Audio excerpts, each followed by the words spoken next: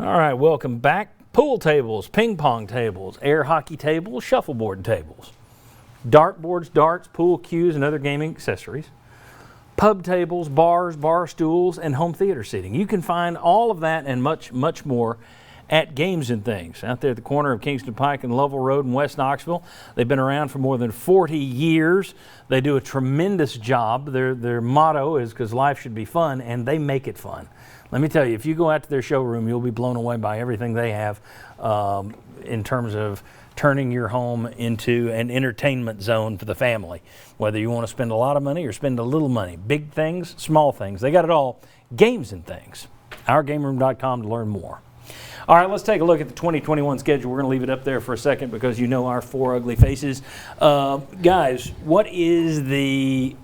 We'll take these in order, all right? So starting in September. I want to know the three most watchable, interesting games from a viewership perspective on Tennessee's schedule. Now, here's what I mean by that. Tennessee, Alabama is probably not going to be very interesting. Could be. Tennessee may pull the upset of the century, but all things being equal, that's probably not going to be an interesting game. So I'm thinking, which are your most interesting games, your most watchable games? What's the first one that comes up? To me, it's Pittsburgh because of the connection with Coach Majors and what his career was there, and losing him, still to me fairly recently. I know it's been several months, but that's the one I noticed that jumped out first. I think Pitt as well because I think it should be. If you think you're better than Bowling Green, yes. I think that's going to be your first real test to tell you what you're looking at this year. I agree with that. Yeah, I think Pitt's one of the three best.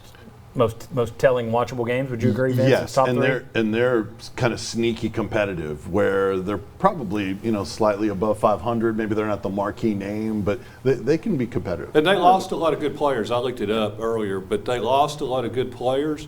But they were in a lot of one-possession games. They were in a lot of games, but they were like a 5-loss season pretty much the last 4 years or so. Yeah, but Tennessee was a 7-loss season last year, so they were better than you. I mean, there were people.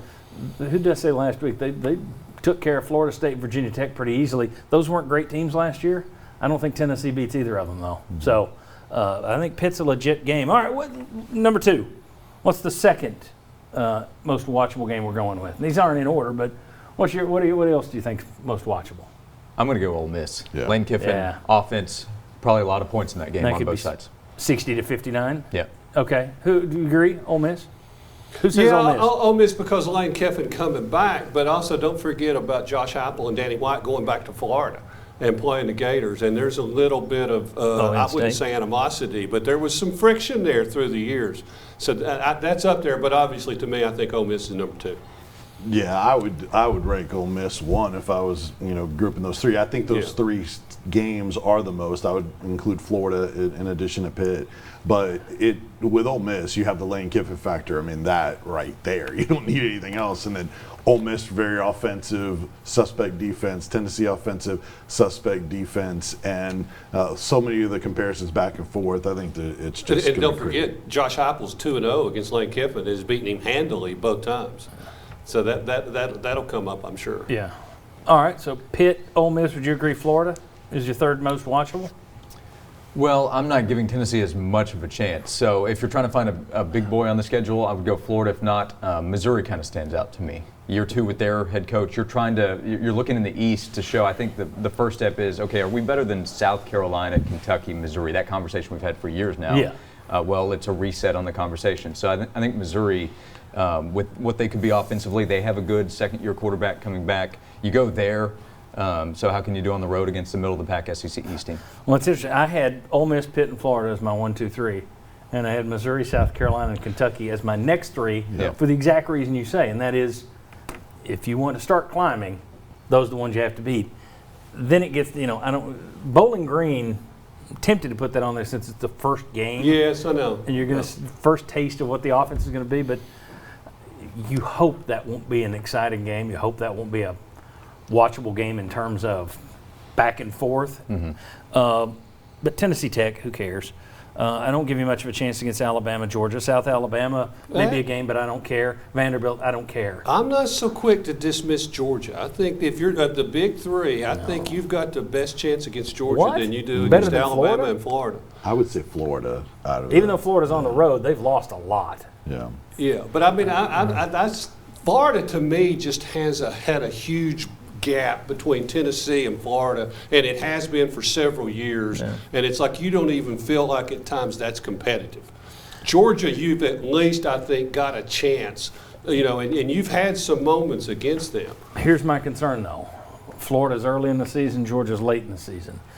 We talked about on this show in the spring how many walk-ons you were playing in the spring game. You don't have a lot of depth this year. Yeah. By November, you could be a banged-up football team. And if we're talking about bringing in starters from the transfer portal, that doesn't tell me your depth is great. They're not in love with their depth over there. Well, so I don't think they I have. would think that would be an advantage if you're picking Florida versus Georgia. It's on the road, but I think you're going to be a healthier team at the end of September than you will be November 13th.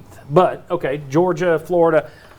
I think Florida, Pitt, and Ole Miss are your three. I almost see those three as a runaway. Clearly, to me, are the three most interesting.